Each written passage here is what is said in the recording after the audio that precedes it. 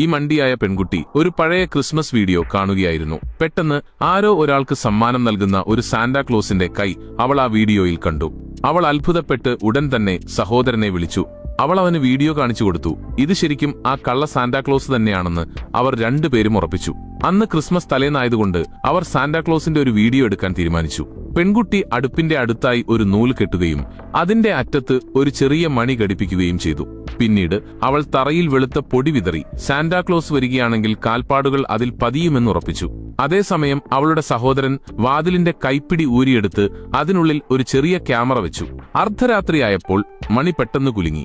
പെൺകുട്ടി ഞെട്ടിയുണർന്നു. അവൾ വേഗം ക്യാമറയിലേക്ക് നോക്കി. അപ്പോൾ അവർ പൊടിയിൽ കാൽപ്പാടുകൾ കണ്ടു. അവൾ ഉടൻ തന്നെ സഹോദരനെ വിളിച്ചുണർത്തി. അവർ രണ്ടുപേരും ജനലിന്റെ അടുത്തേക്ക് ഓടിച്ചെന്നു. സാന്റാക്ലോസ് ഒരു വീട്ടിൽ നിന്ന് മറ്റൊന്നിലേക്ക് പോകുന്നത് അവർ കണ്ടു.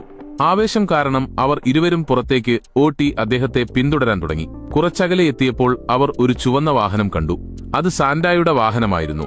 പെൺകുട്ടി അധികം ചിന്തിക്കാതെ അടുത്തുള്ള ഒരു മരത്തിൽ കയറി ഒറ്റച്ചാട്ടത്തിന് സാന്റായുടെ വാഹനത്തിന്റെ പുറകുവശത്തെത്തി. കുറച്ചു സമയത്തിന് ശേഷം സാന്റ തിരിച്ചെത്തി. തന്റെ വാഹനത്തിൽ 2 കുട്ടികൾ ഇരിക്കുന്നത് അദ്ദേഹം അറിഞ്ഞതേയില്ല. അദ്ദേഹം വണ്ടി ആകാശത്തേക്കുയർത്തി. തണുപ്പ് കാരണം പെൺകുട്ടി വിറയ്ക്കാൻ തുടങ്ങി. ഒരു പുതപ്പിനു വേണ്ടി ചോദിക്കാൻ അവൾ പതിയെ സാന്റായുടെ അടുത്തേക്ക് ചെന്നു.